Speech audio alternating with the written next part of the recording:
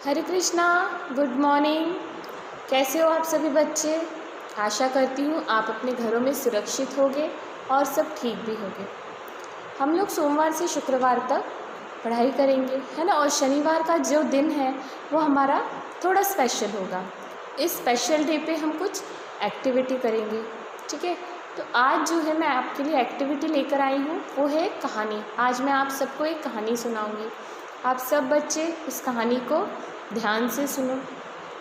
एक गांव में एक गरीब ब्राह्मण रहता है। वो ब्राह्मण दुर्गा माँ का बहुत भक्त रहता है, उनकी बहुत पूजा पाठ करता है। एक बार उनके गुरुजी के कहने पर वह क्या करता है, जंगल जाता है और देवी माँ की आराधना करने लगता है। वो एक पैर पर खड़ा हो जाता है, दोनों हाथ जोड़कर पूर्ण 1 वर्ष तक बारिश, ठंड, गर्मी किसी भी मौसम में नहीं रुकता। बिना खाना खाए भूखे पेट वह भगवान की, देवी माँ की भक्ति करता है। दुर्गा माँ उसकी इस भक्ति से बहुत खुश हो जाती हैं और एक दिन उसके सामने प्रकट होती हैं और उसे कहती है, वत्स, क्या वरदान मांगना है तुम मांग सकते हो, मैं तुम्हारी भक्ति से बहुत खुश हूँ। अब वो सोचता है मैं क्या वरदान मांगूं। तो वो कहता है, आपको जो ठीक लगे आप मुझे वो वरदान दे दो। तो तभी देवी माँ उसे एक वरदान देती है। वह अपने हाथों में एक संजीवनी बूटी लेती है और उसे देती है। वो कहती है, यह संजीवनी बूटी कोई आम पत्तियाँ नहीं समझना, यह बहुत काम की औषधि है। इसे अगर तुम किसी भी मृत जीव पे उपयोग करोगे तो वह जीवित हो जाएगा, और ना केवल जीवित होगा, वह बहुत शक्तिशाली हो जाएगा। अब देवी माँ वह संजीवनी उसके हाथों में दे देती है और वहाँ से गायब हो जाती है। यह संजीवनी पाकर ब्राह्मण बहुत खुश हो जाता है। अब वह इसे लेकर जंगल से अपने घर की ओर आ रहा था।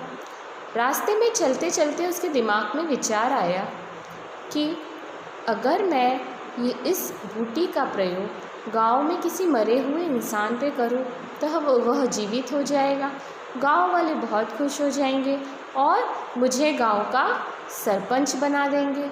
मन ही मन वह यह विचार सोच के बहुत खुश होता है। थोड़ा और दूर चलता है आगे तो उसके मन में और एक विचार आता है। वह यह सोचता है, कहीं देवी माँ ने मुझे कोई झूठी गलत चीज़ तो नहीं देती, क्यों ना मैं इसका प्रयोग करके देखूं।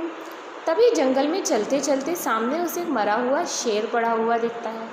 उसके मन में विचार आता है कि मैं इस शेर पर ही इस बूटी का प्रयोग करके देखता हूँ।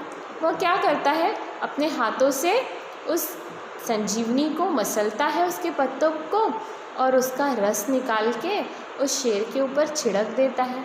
जैसे ही शेर के शरीर पर वह रस पड़ता है, शेर तो पुनः जीवित हो जाता है। वह शेर क्या था, एक बूढ़ा शेर था जो कि बेचारा बूढ़ा हो गया था, शिकार नहीं कर पा रहा था और भूख के कारण शिकार ना मिलने पे वह मर गया था। जैसे ही उस संजीवनी का रस उसके शरीर पे पड़ता है, वह जीवित हो जाता है और ऐसे ज़ोर से दहाड़ता है।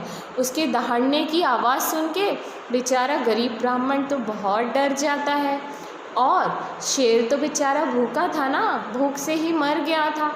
जैसे ही ब्राह्मण को अपने सामने देखता है, खड़ा हो जाता है और उसके ऊपर ऐसे झपट्टा मारता है उसका शिकार करने के लिए। ब्राह्मण बहुत डर जाता है और ज़ोर से भागने लगता है। अब ब्राह्मण आगे आगे, शेर उसके पीछे पीछे भागने लगता है और शेर उसको दबोच लेता है और उसको शिकार करके मार डालता है और उसे खा लेता है। तो हमने ये कहानी सुनी, इस कहानी से हम सबको क्या शिक्षा मिलती है?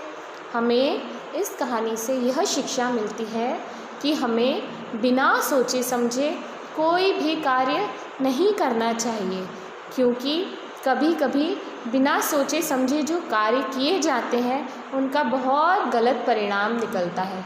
जैसे ब्राह्मण ने यह सोचा ही नहीं कि अगर शेर जीवित हो जाएगा तो वो मुझे खा जाएगा, है ना। और उसका परिणाम क्या हुआ, शेर ने उसे मार डाला। तो बिना सोचे समझे हमें कोई भी कार्य नहीं करना चाहिए और अपनी बुद्धि का प्रयोग करना चाहिए। यही इस कहानी की शिक्षा है। आप सभी बच्चे भी अपने जीवन में कभी भी कोई भी विकट परिस्थिति आए तो अपनी बुद्धि का प्रयोग करके अच्छे और बुरे परिणामों के बारे में सोचकर ही कोई भी कार्य करना चाहिए और गुस्से में भी कभी कोई गलत निर्णय नहीं लेना चाहिए कि जिससे हमें जीवन भर उसके लिए पछताना पड़े। ठीक है, आप सबको मेरी कहानी अच्छी लगी? हरे कृष्णा।